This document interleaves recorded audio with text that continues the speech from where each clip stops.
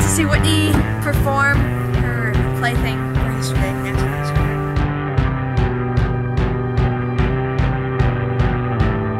Good luck, I'm sure you're extremely nervous. Make a leg. Whoa, don't not literally.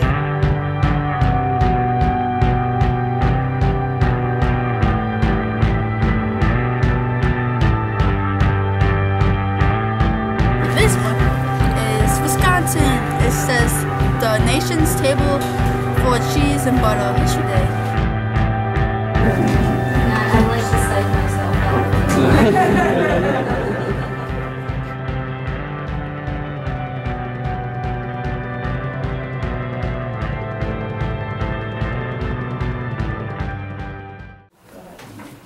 I'm Whitney with my senior individual performance, and my topic is A Viral Revolution, the 1952 polio epidemic and Jonas Salk's vaccine.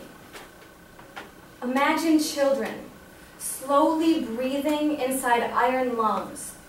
Their retching, humming, buzzing, popping sounds filling the hospital corridors. And when it was time for bed, and the nurses left the room and the lights were shut off, those haunting sounds were still there. Crutches, splints, hot packs, and twisted limbs are seen more each summer. But especially this one. This great disease, throwing its shadow upon only the youngest of humans, hardly seems fair. All we have anymore is hope. Hope for a vaccine. Hope that someone will save us. Because until then, our children will continue to be paralyzed and powerless. The 1952 polio epidemic revolutionized American perspective by being a child-targeting disease, by causing outbreaks in all 50 states, and by uniting America in the quest to find a vaccine. This is polio's story.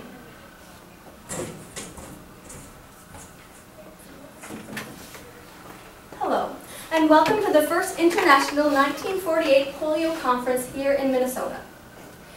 I've gathered you, doctors, nurses, and trainees here today to discuss a disease that has been seen more each summer. Polio, or infantile paralysis. Yes, we have all seen it, but this will tell you all you need to know before you treat a patient. Polio has been around since ancient times, the earliest records of it in ancient Egypt. But yet never had it been such a problem to the world until people started to clean up, especially in large, crowded areas like cities. You see, when sanitation departments began to crop up around the country in the early 1900s, many diseases like yellow fever and diphtheria began to disappear, and America seemed to be moving forward. But one sickness, polio, began to creep through the summers, slipping through the country's recognition until the first U.S. outbreak in New York, 1916. Now this astonishing new, yet ancient virus is targeting even the cleanest of homes, and we need to prepare ourselves.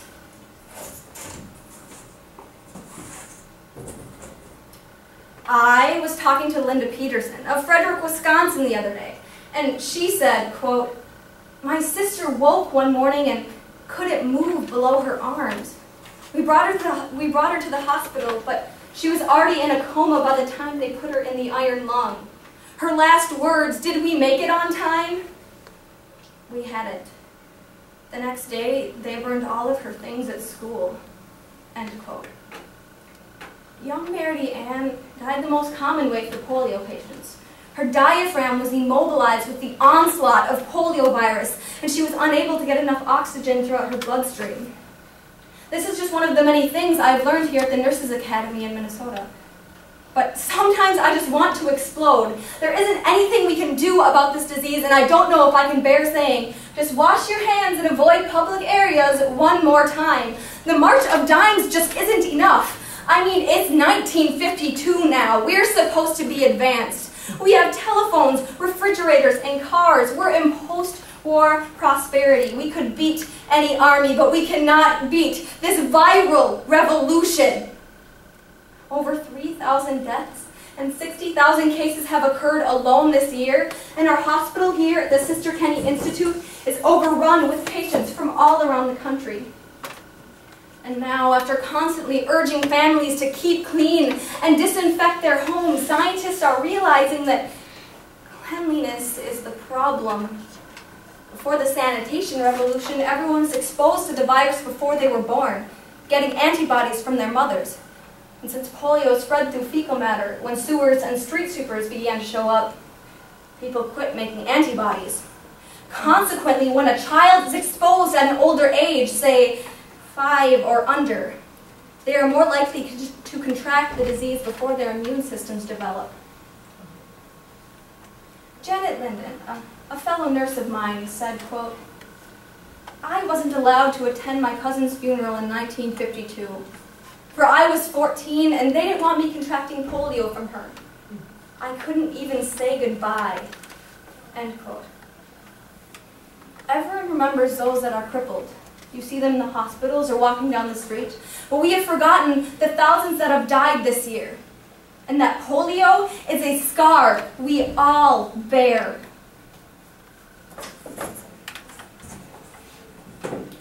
It's worked! I say it's worked! I knew Jonas could do it! Wait, you haven't heard? Jonas Salk's polio vaccine has been released to the public. I'll tell you the story. Since polio is a virus, it couldn't be treated with everyday antibiotics like penicillin. So after testing on hundreds of monkeys with this killed virus vaccine, Jonas Salk heard society's cry. And on March 26, 1953, he made a bold claim on a public radio station, saying that he had developed a vaccine and it will soon be tested for its safety and effectiveness. The world finally had hope. And yesterday, April 12th, 1955, Jonas Salk's polio vaccine was approved and released to the public. Thousands of people are lining up for Salk's shot, heard around the world. Newspapers are screaming that it worked! It worked! And today, April 13th, is being known as Salk Celebration Day. Jonas's reaction to this disease is exactly what we needed. Wait, what's that? Oh no. It seems like with everything good in life, we have a downside. A faulty factory in the Cutter Laboratories in California created a copy of his vaccine that was too strong and infected over 200 children.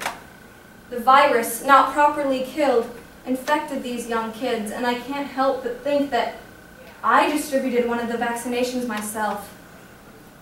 But even with this, the nation isn't going to stop themselves in soaking in this new disease prevention, from children to movie stars.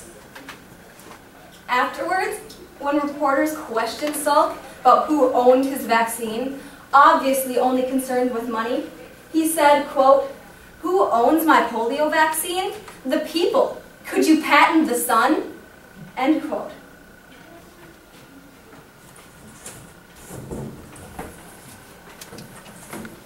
The 1952 poliomyelitis epidemic revolutionized American perspective by being a child-targeting disease, by affecting every state in the United States, and by uniting America in the quest to find a vaccine. This is polio's legacy. Poliomyelitis, now completely eradicated from America and many other first world countries, is seemingly a thing of the past. The only reminder we bear is iron lungs in dusty old museums, or Albert Sabin's oral vaccine at infancy. Through hard work and medical knowledge, we have deciphered a disease that was fought for years. But in a way, it still continues to be fought. People who once had polio as a child and suffered from the virus are now suffering from post-polio syndrome.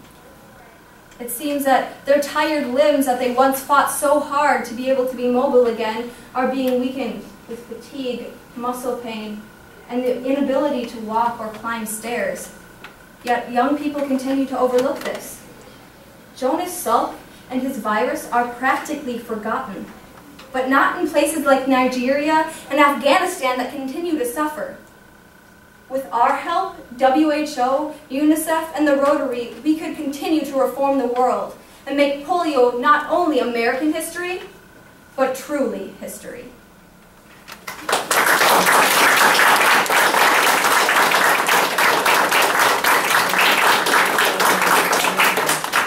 Thank you so much. I have two questions. The first is, you obviously did a tremendous amount of research, a huge amount of primary and secondary source research. And it seems like a daunting thing to take all of that to 10 minutes. Yes. So can you talk a little bit about your process and what kind of decisions you made? I've been researching this topic for 9 months, it has been now.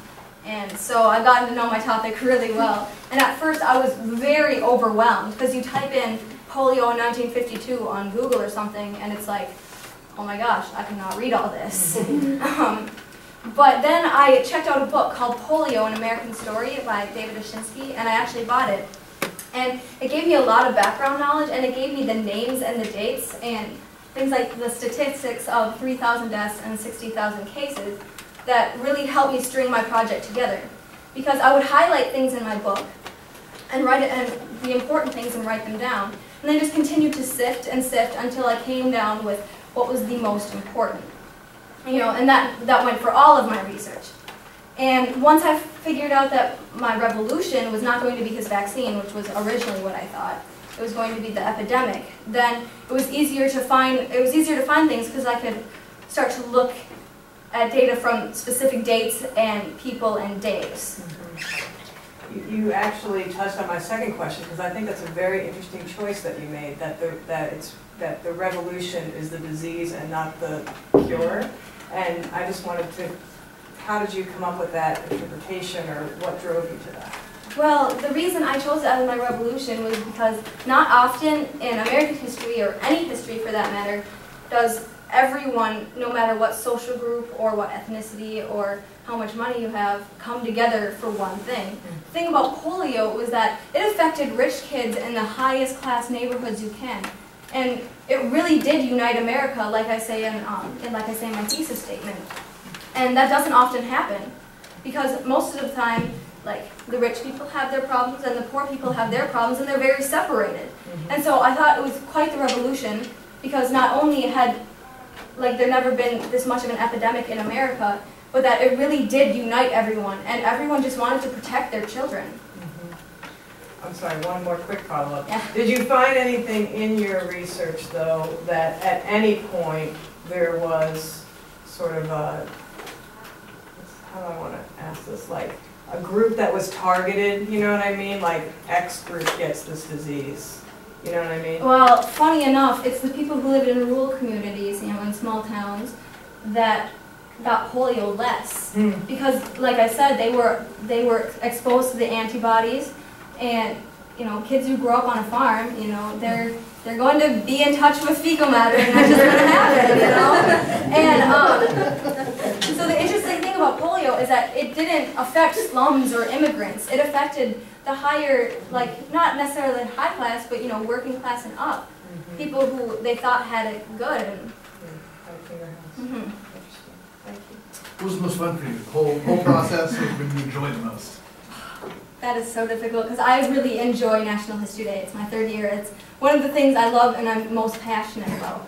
But I guess I really loved researching and delving into the information, because any topic can seem sort of boring on the surface, but then once you delve in and you start researching and reading things, you get this personal connection. And you know, after 9 months, I have a personal connection with this. And since a family member of mine died of polio when she was a little girl.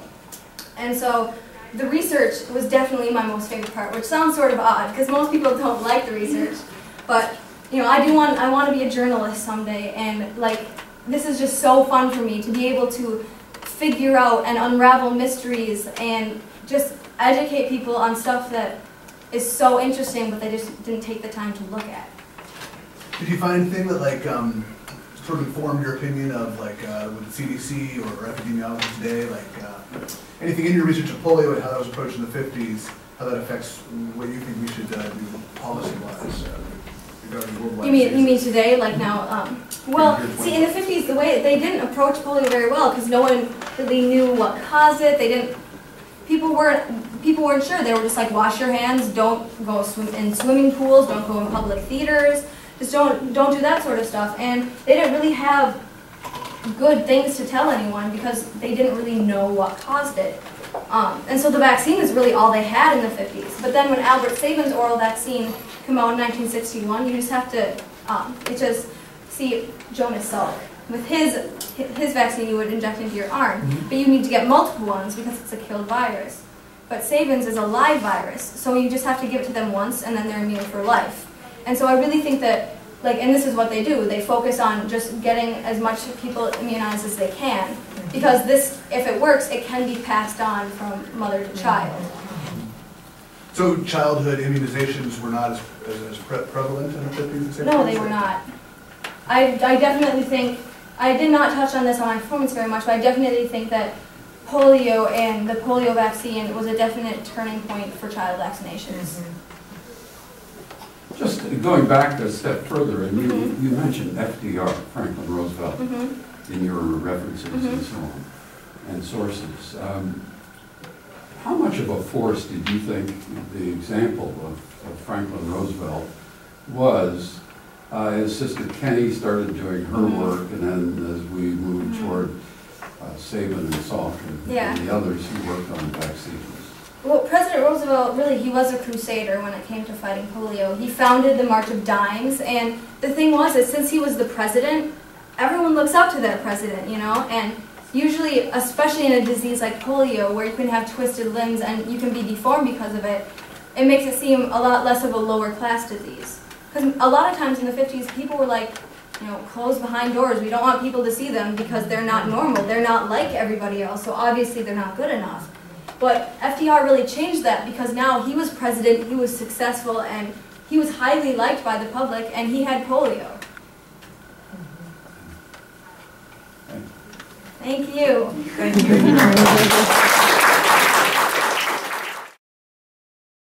Okay, I think Whitney did pretty epic. I'm very proud of her.